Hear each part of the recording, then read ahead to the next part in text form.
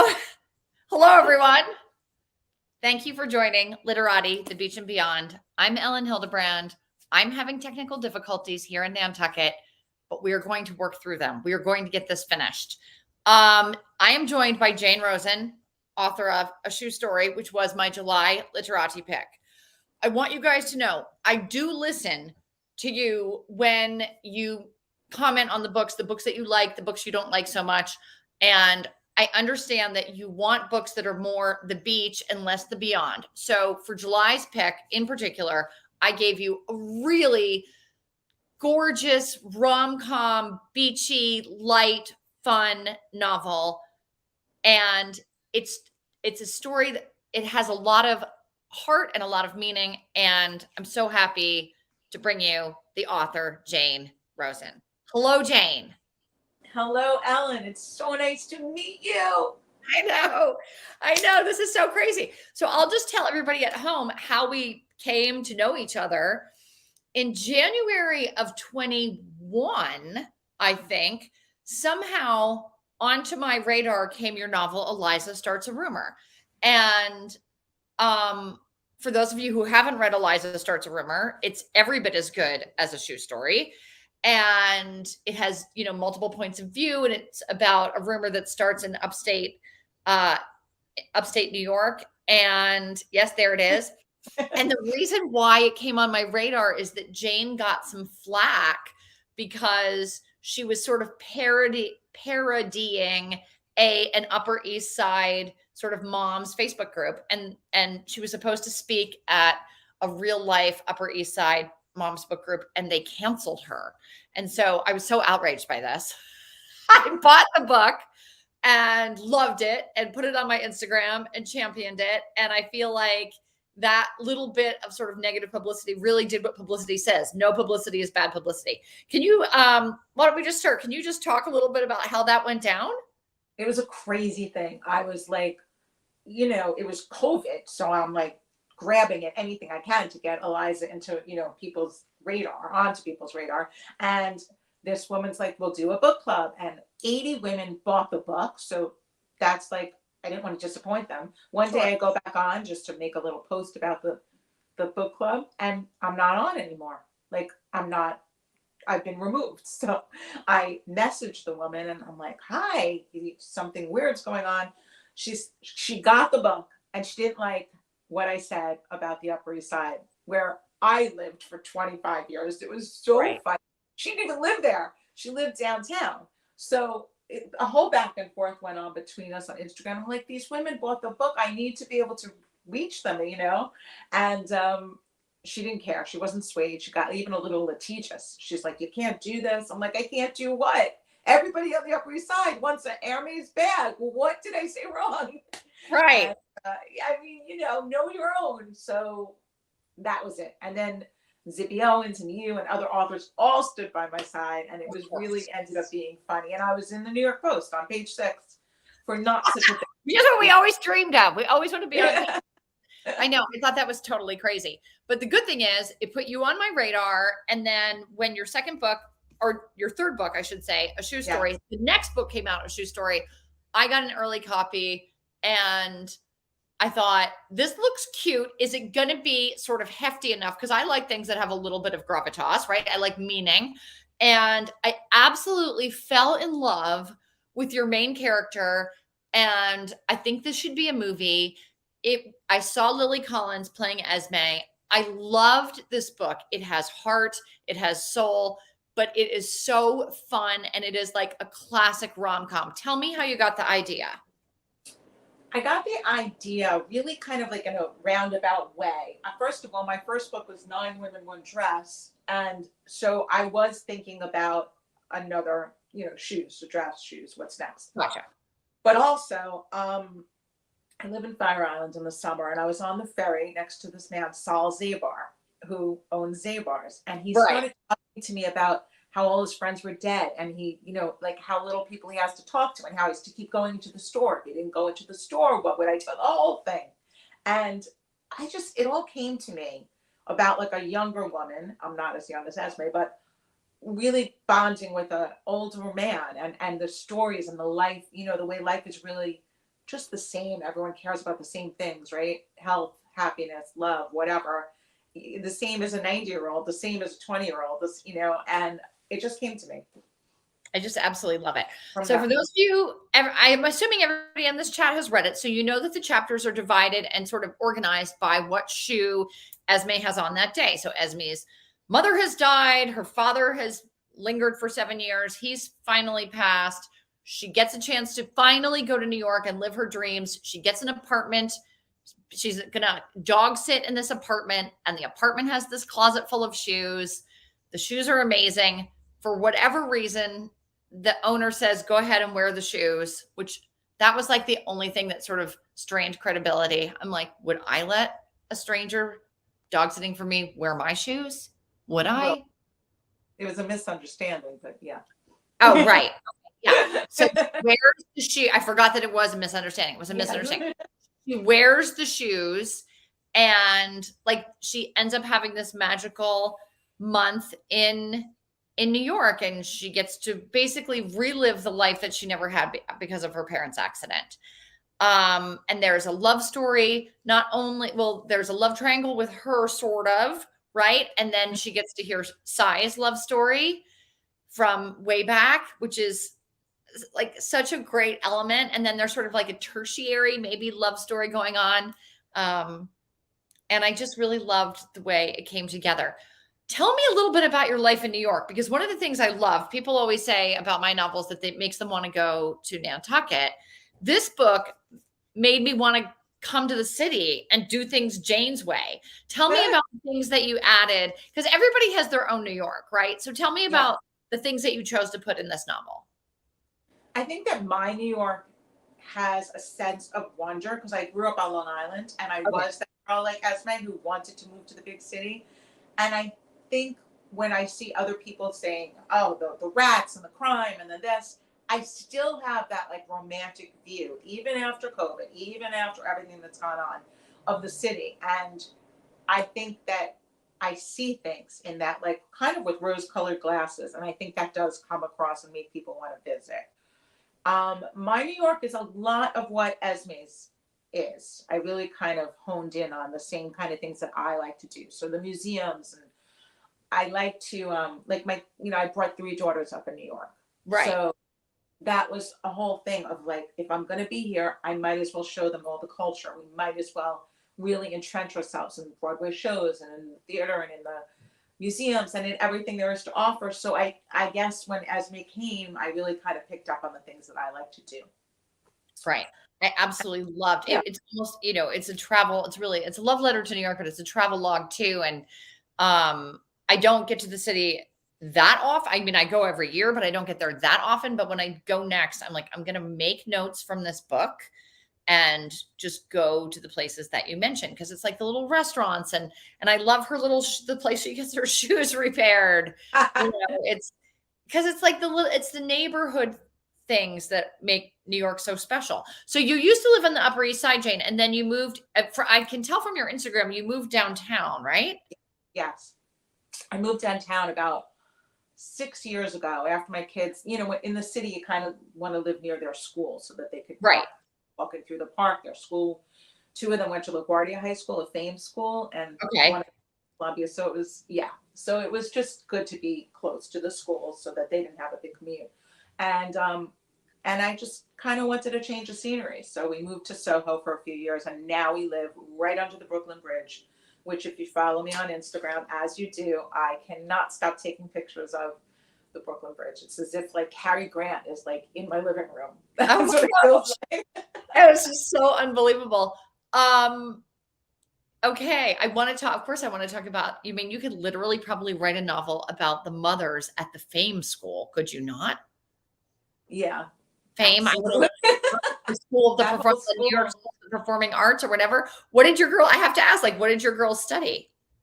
Oh, so they're musicians. I have 3 daughters, Rachel, Melody, Talia. Rachel and Talia have amazing voices, and Melody doesn't, which is insane. So, Rachel's an actual musician, and she's like, why didn't you name me Melody? The whole thing. Melody is an artist, but she stated that she didn't go that route with the school. So the older daughter is a musician named Mima Good. And so she totally uses what she learned there. The younger one wants to be a doctor. So Oh, she loves to sing. She sings backup sometime with Rachel's band. But she, has different aspirations. Yeah. that is And the so middle awesome. one is in documentary film. So she's in the art world too. Right. Okay. I love those are like such New York sort of paths. I just absolutely love that. And everyone can see I wore my Yankees jersey for Jane because this was such a New York book. So did you encounter any was it an easy book to write or did you encounter any obstacles as you were sort of plotting out the shoe story? Like did you have the trajectories all set or did they develop as you went along? Well, I had them set. The best part about writing this book really is that Sai's story. I don't know if you've read it at the end. Sai's story is my dad's exact story in World War II. So Amazing. I took his like letters. My dad died when I was 11. So Okay. I never, not that men speak about war very much, but I never spoke about it. He went when he was 17, just like Sai. He invaded Sicily, Salerno, and Normandy, just like Sai. Unbelievable. Everything he did is exactly, I like took his ship number, his Right. Coast Guard ship, and traced where he went. And then I had found letters that he wrote to his mom, and some of the words are exactly from there. So Amazing. that part of writing the story was just amazing. I mean, it was a beautiful thing just to see things through his eyes that I Right. never discussed with him. And Right. even the relationship with Lena is, even though my parents obviously married and had Right. me and other kids, that relationship is the start. Like their meet cute is my parents' meet cute. Oh my gosh. I absolutely love it. So that makes it even more meaningful, I think, for you probably to have Very, that really personal angle in a shoe story. yes. Okay, And I my mom, want to talk. so it was Go ahead. like before the book came out. So I got to ask her all the good questions. Okay. Yeah. Oh, good. Oh my gosh, that is so amazing. I want to talk a little bit about how you got your first book published. So I haven't read Nine Women, One Dress. Can you tell me like how did you get started as a novelist? I was a screenwriter. It's actually a great Okay. story. I was a screenwriter, and my I sold a bunch of things to Miramax, right? Okay. Nothing ever got made, and but bought, and then always read, and always like, yes, it's gonna get there, blah blah blah. So Right. when I thought of the idea of Nine Women, One Dress, I was like, I can't stand writing these scripts anymore, and no one reads them but my family and the few people that buy it. It's just, Right. and they get rewritten a million billion times, Right. and the whole thing was starting to frustrate me. So I decided I'm going to write it as a book. Okay. I wrote it as a book.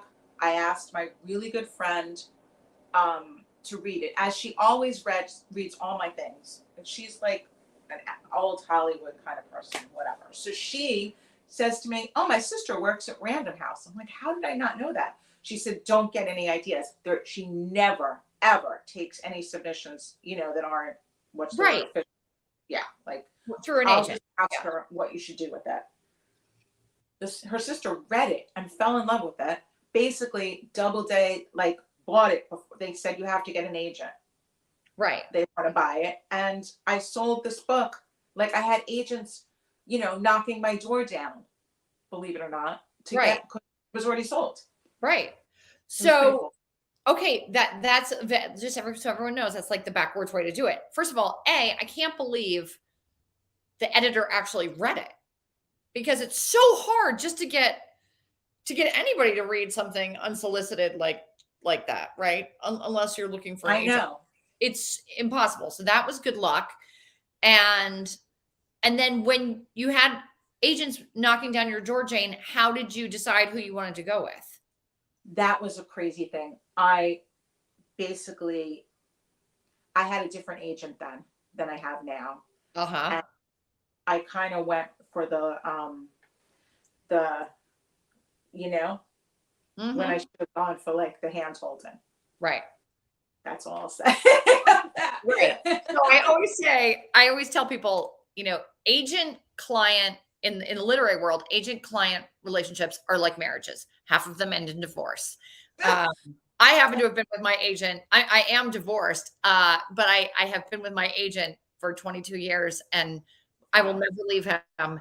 And I'm always like, that's how I know what it's like to be married for a long time, because you have your ups and your downs, but you just know that you're in it for the long haul. And that's how I am with my agent. But I definitely understand that in the sort of frenzy of you being courted because you already had a book sold, that you maybe weren't really thinking like, what do I actually want from an agent? Right. Right. Because, And she was great. Just, she's a huge agent. yeah, It's just not what I needed. right. You know? Exactly. Exactly. And it is very important to have an agent that will stick by you and take care of you and champion you. And a lot of times those big agents, and I know exactly, I think I know who you're talking about, or the genre of people that you're talking about. They have a lot of huge writers. And if you're not a huge writer, you sort of get sifted Yeah. to the Yeah. bottom. All So good. All good. all good. And it was scary. I mean, my editor left double Okay. day. It was a whole turnover. So now I'm at Berkeley. It was a whole Okay. turnover. So But between okay, so between Nine Women, One Dress and Eliza Starts a Rumor, you changed agents and you changed editors. How? yes. Okay. Hmm. So that's really, really challenging. And Yes. I'm happy. I mean, I'm happy that you're still going. Now I know you're writing a novel about Fire Island. Hmm. Can you talk about it yet? Or Sure. I mean, I don't know if I could talk well about it, but it's like the way you feel about Nantucket is how I feel about Fire yes. Island. So I have this intimate relationship with, I don't know, every part, every person, every walk of the sidewalk, everything. Yes. Yes. And I just have always wanted to put it on paper. And it's coming out in May, and Okay. I turn it in 2 weeks. Okay. And I think it's great. And it's Okay. also it's told by someone who's like a ghost also. So The I ghost. just read Hotel Nantucket. She's Yeah. different than Grace. She's the narrator for the entire story. Gotcha. Yeah. And what is the title of the book? On Fire Island. On Fire Island. I absolutely cannot. You have to send it to me. I cannot wait to read it because I don't know anything about Fire Island. It's a barrier island Off the off coast of Long Island. off the coast of Long Island. So how does one get there? I'm so curious. Ferry. You can, if you live here From all year, you could have okay. a car. Okay. You can't use the car in the summer, but you can't get a car permit until you live here all year. Are you following this? So it's Sort of. virtually impossible. You'd have to live here for a year in the Okay. winter, somehow get your food, and nothing's open in the winter. There's like one restaurant open. Right. So there's no cars basically. And you get there by ferry. When you get off the ferry, there's a little wagon park. You get your wagon that you have locked up, you put your stuff, and you walk to your house. When you get to your Okay. house, you have your bicycles, and that's it. I actually did not know this. So is every house on Fire Island walking distance from where the little ferry drops you off? Ellen, yes, every Okay. house is walking distance, and the island itself. Like if I stand on my roof right now, I see the bay and the beach. Like there's only maybe 10 houses from bay to beach. Okay. Still 10. So it's like 10 blocks wide then. No, 10 houses. 10 houses. So 5 blocks wide? I feel like it's 2 blocks wide. 2 blocks wide. Okay, gotcha. Yeah, And then how long is it? 26.3 or something. Miles. Miles. And every town, since there are no cars, every town is so different from each other because Oh. there's not a lot of, integration. Because where are you walking to? You're going to go next door to one town. I mean, yes, sometimes for exercise. I mean, my husband runs half the island, but I don't. So there's more. Okay, so there's more than one town on Fire Island. Yes, like 14 or something. There's 14 towns on Fire Island. And does the ferry stop in each town? There's different ferries. Like my ferry stops in Okay. my town and the town next to. The big town next to me on the left has one ferry. Then the other one maybe has Lonelyville and Fair Harbor share a ferry, and then Okay. Kismet has a ferry. That's all. Yeah. And nobody has a car unless they live here year round. But even then, they're not allowed to drive it in the summer. Yes, you don't even know. I don't even know where those cars are. They're not like in front of their houses unless it's the off season. They're Okay. some, and then there's a whole gay enclave at the end of the island.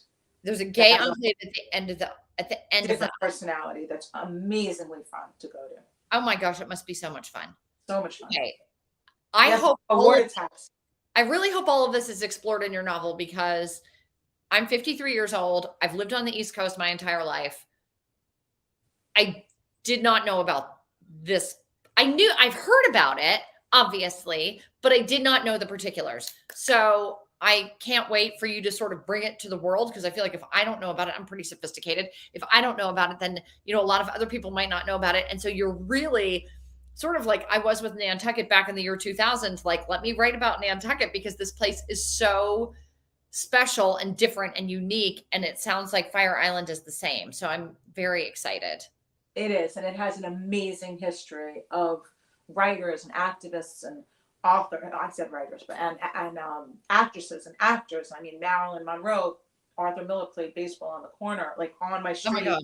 Monroe sat in the stands. Like I could go on and on and on with all of that. Oh my which gosh. I explained in the book too a little. So I really cannot wait. Okay, so I have a couple more questions and then we have 4 minutes left. So a shoe story obviously talks about shoes. Can you talk about your life in shoes? Are you a fashionista? I will tell you myself, I have a lot of very nice shoes. I have no closet, so they're in I have Manolos and Jimmy Choos. I have one pair of Louboutins. They're in a rubber bucket. It's so sad and pathetic. My shoe storage situation because I don't have a closet, but I'm getting there. But what is your situation? What is your shoe situation like, Jane? My shoe situation is not as elaborate as you would think, considering I wrote this book. But I do have, some of beautiful shoes. I mean, I have these Chanel boots that I die for. I wrote into my book release. I have the one pair of Louboutins, but Ferragamo's making me an event in September. Louboutin is making me an event in the Hamptons in August. Fabulous. Jessica Rich in the book, she gave a discount for anyone that the shoe support has been fantastic. Okay, good. And, mostly barefoot, but Me too. but I love shoes. I mean, who doesn't love gorgeous pair of shoes? Right. I think I'm going to start posting every day in August. I'm going to post the link to each shoe because everybody keeps telling me they're Googling the shoes at the top of the Yes. Okay, awesome. I would really like that. I want to ask. I had one more question about the shoes. Oh darn! I will think of it later. Because it was so clever the way it worked, and they weren't all fancy shoes either. It was it started with the Louboutins and then went to the Converse. And I know what I was going to tell you. Nantucket is the least shoe friendly place in America. We have decking. Decking is the worst because your stiletto gets stuck right between the boards, and then the cobblestones. So anyway, that hinders here. Yeah, same there. Okay, so I want to end with what you're reading, what you're recommending. I know you are like me. You love to sort of promote other authors. So what have you been reading and loving? Let's see. I just got your book, which I'm so excited for. Yes. Not your book. Maggie O'Farrell. I just finished Hotel Nantucket and Summer of '69. Woohoo! I'm reading. Falling in my face. I'm reading In Her Boots. Oh, that's so topical. I'm going to read this book because she's a wonderful person. It's debut. Awesome. All my summer books here. I'm going to read Some of It Was Real. Okay. And Meant to Be Mine. I don't know how I'm going to read everything, but I am. How are you going to do that? I think I have Meant to Be Mine upstairs. And Island Time. I mean, I have Island Time. That's Georgia. Yeah, I'm really I have big goals, but I also have to finish, the book I'm writing. But exactly. My goals. And I'm excited to read them all. Okay, good. I want to tell you, I know what you said at the beginning about your books, but my daughters are avid readers, and they have been so into all your selections. They're like, what did Elin Hilderbrand pick next? So okay, good. That makes me feel better. I want to, my goal with this book group is to definitely, do some fun beachy reads, but the only way you become a better writer, Jane, and you know this, is to read. And you have to read what I'm going to call read up. You have to read things that are sort of better or different than your writing so that your mind expands so that you become a better writer. I appreciate it. I appreciate that. I know that you're part of it. And I'm so happy that I got to pick a shoe story. And I know everybody in this group absolutely, I mean, you should see my Literati. Everybody loved this book. I am now a champion because I picked something that everybody liked. And I just really want to thank you for coming to us from Fire Island. I'm super excited. Have somebody send me on Fire Island because I'm going to read it and I'm going to blurb it. Love you. Love you. Wow. You're the best. I can't wait to meet you in person and give you